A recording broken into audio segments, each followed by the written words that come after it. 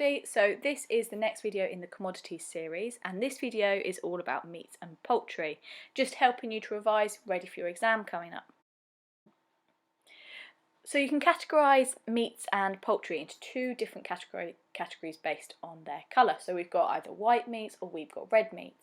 You are probably aware that white meats are healthier. They're low in fat, specifically saturated fat, so they're a bit more healthy for you. They're going to give you less chance of developing heart disease or developing obesity and things like that, so they are healthier for you. So the examples that I've given you of white meat are chicken and turkey. The examples of red meat that I've given you are lamb, beef and pork. There are another group of animals that we eat, and these are known as game animals. I'm not going to talk about that in too much detail in this video, but I might do one later on about it. Now, if you are eating a cow in this country, you're going to be either eating beef or you're going to be eating veal. So veal is a calf which has been kept in quite restricted conditions, so it can't move very much, so it doesn't get very much blood into its muscles. So that means that its meat is very pale, kind of like a rose pink kind of colour. Now in this country, we are slightly kinder to our calves that are bred for veal, and they get slightly more space than they do in other European countries. So our veal is pink, but in other European countries it's white. If you're eating pig, you can eat it as pork or ham, or if you are eating sheep, you can eat it as lamb or mutton. So lamb are sheep which have been slaughtered when they are younger than 6 months old. This is what the majority of sheep are eaten as in this country. If they're older than 6 months old when they're slaughtered, they are classed as mutton. Mutton is a bit tougher, it's got a stronger flavour, and it needs a longer cooking time because the muscles have been used a lot more than if you were eating lamb.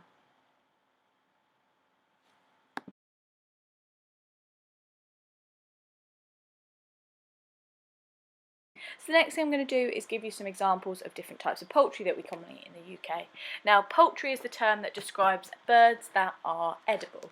So the most common example in this country is chicken. We eat this very regularly in this country, and we can eat different parts of the chicken. In this country you might also eat duck, goose, turkey, pheasant or partridge. Obviously at Christmas time we're more likely to eat turkey, but otherwise you can still get turkey. You can buy turkey all year round. Now the other meats on here, so goose, pheasant and partridge, these are quite common in the UK. They are quite commonly eaten, but they're not as easy to get your hands on, so you're probably going to have to go to a butcher's or something to get them. I've included pheasant and partridge, and these are examples of game birds, so these have been shot for a sport. Again, quite specialist, you're not going to be able to buy these in Tesco's. The next thing I'm going to talk about is storage of these foods. Now we all know that food poisoning is a common thing that we can get from meat and poultry, so because of this they all need to be stored in the fridge, ideally below 8 degrees C because this is the legal limit, but if you are demonstrating good practice, then you want to store them below 5 degrees C. Meats can be frozen so that you get a longer shelf life from them, but if you're defrosting them you need to make sure you defrost them in the fridge. Don't leave them at room temperature because obviously then they'll enter the danger zone. You really do need to leave them in the fridge to defrost. It will take longer, but it's safer.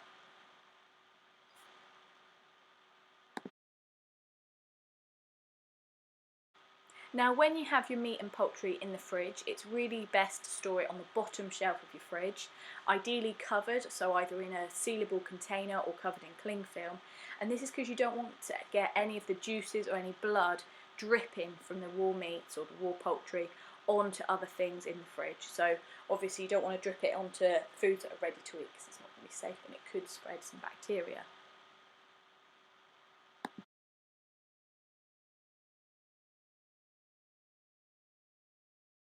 Now carrying on with storage just quickly, if you ever go to the fridge and you get out some meat that you can cook, if it smells you should not use it. It's one of the first signs of the food going off and starting to have too much bacteria on it and starting to be of poor quality, so you really must dispose of it.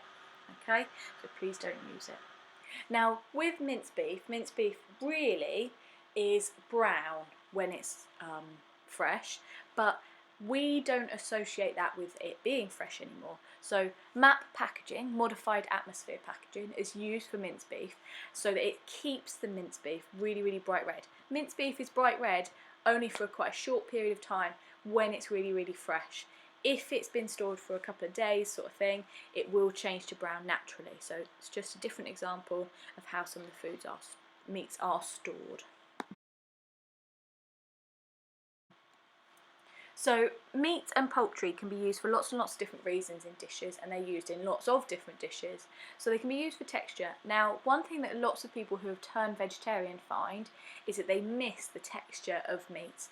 Because meats have such a sort of definite texture, they're quite tough, it can't be replicated in other foods. So you can't really find that unless you're eating meats.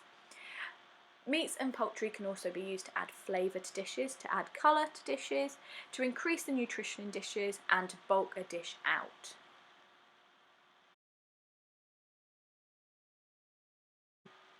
So meat and poultry that we buy in the UK has often already been prepared quite a lot for us. So it's not very often that you would buy a whole piece of meat and you would cut it down into smaller portions. You can do, and it's quite often cheaper to do that, but most commonly it's already been prepared for us.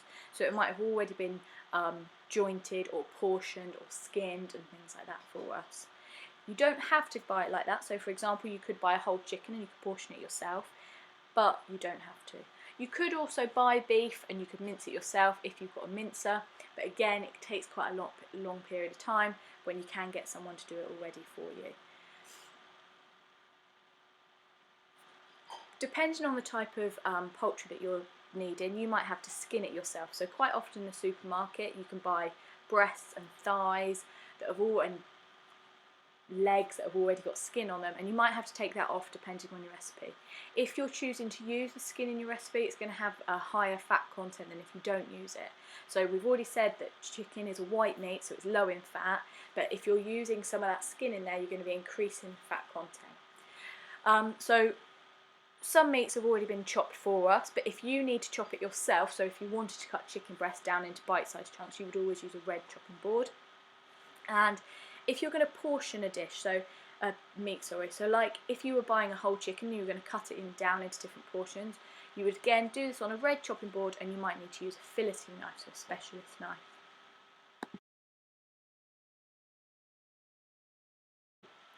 So the next thing that we're going to talk about is how you can cook different meats and poultries.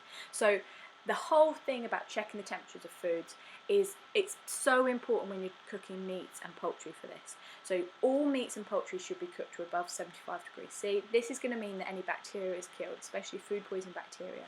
So as we all know, salmonella is naturally found in chicken, so you want to kill that, and E. coli can be found in stuff like pork and beef, so you want to get rid of that as well. So always use your temperature probe and check that it has been cooked to above 75 degrees C. Now, depending on the cut of meat that you are cooking, you can cook it in different ways. So if you've got tough cuts of meat, so it's from a part of the animal that has been used lots and it's moved lots, those muscle fibres are going to be much more developed and they're going to be stronger, they're going to be harder to break down, so you need to cook them for a long period of time. So if you've got shin or leg, for example, you need to cook them for a long period of time, and you could do something like a casserole or stewing or roasting, so it's cooked for a longer period of time. There's time for those muscle fibres to be broken down. If you've got a more tender piece of meat, so it's from a part of an animal that hasn't moved very much, so it's not got particularly developed muscles, then you can cook it for a really short period of time.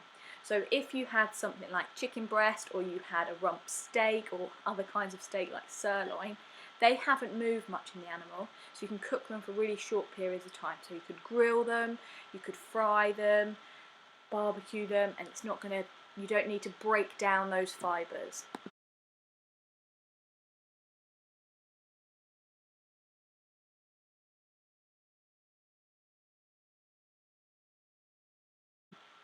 Now we're going to carry on with cooking. Now some meats like lamb and beef and poultry like duck can actually be eaten pink or raw.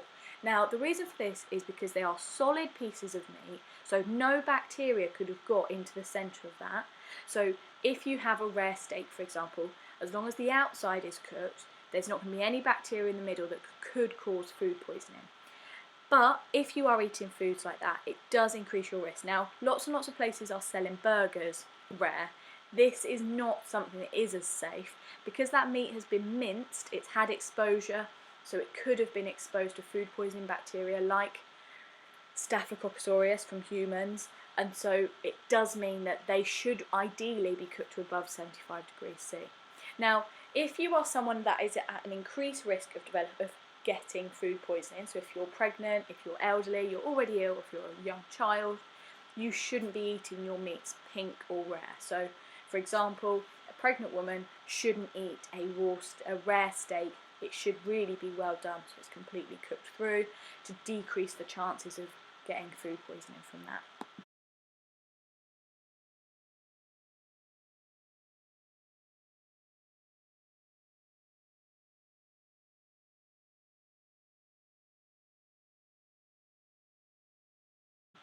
So the next thing we're going to cover is the cost. So meat and poultry typically is quite an expensive ingredient. So obviously there are more expensive types, so if you get free range, organic or speciality ingredients, they're going to be even more expensive. If you buy cheaper varieties of meats, quite often they are not organic. Chicken can be caged, so it's not been allowed very much space or things like that. So there are different ways that you can adjust the cost of these. Now, there's also different parts of the animal are going to be cheaper than other parts. So if, for example, a recipe asks for chicken breast is quite expensive, but you could swap it out for chicken thigh, which is a little bit cheaper. You might also want to swap it for different types of meat. So again, chicken is more expensive than turkey. You might be able to make a turkey curry instead of a chicken curry.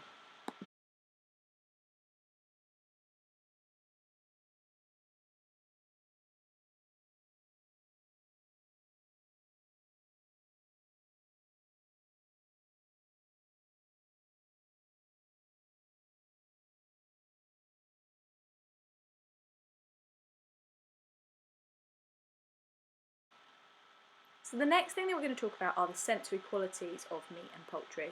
Now this is really hard to do because all of the sensory qualities are so different between the different types of meat and between the different types of poultry. We're going to start off with going over colour. Now, with all meats, it's quite easy to tell when they're cooked by looking at the colour of them.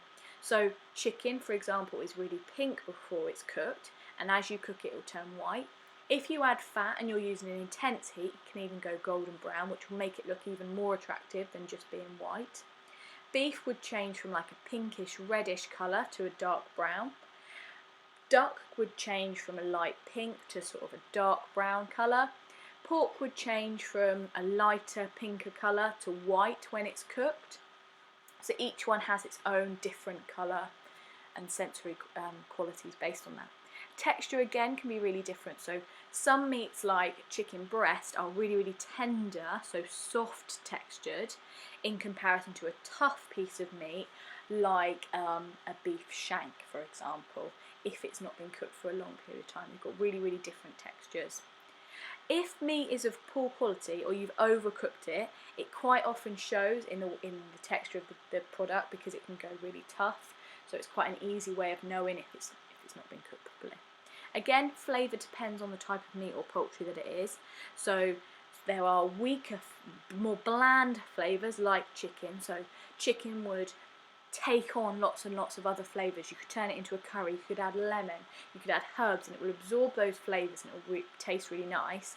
Whereas other meats and poultry, like partridge for example, has quite a strong flavour. It's got people say it's got quite a gamey flavour. So you wouldn't want to add loads and loads of flavour to that. It wouldn't absorb those flavours and add anything to the dish. So the last thing that we're going to go over is the nutrition of meat and poultry. So you're quite good at this already, but it's just going over it. So all types of meat and all types of poultry are really, really high in protein. They also contain vitamin B and vitamin D, and they also contain iron. Now red meats are much higher in iron than white meats, so beef is going to be much higher in iron than turkey. So if you're anemic, if you're at risk of becoming anemic, it's quite good to try and increase the amount of red meat that you're eating in your diet. Protein is really, really good for growth and repair of our cells. So it helps with our muscles, it helps repair our muscles after they've been damaged.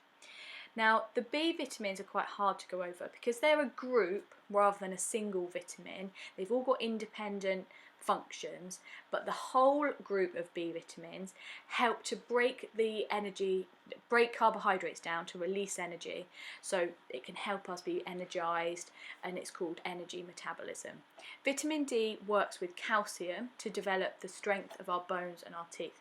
So without vitamin D, we can't absorb calcium, so we need to have both of them together.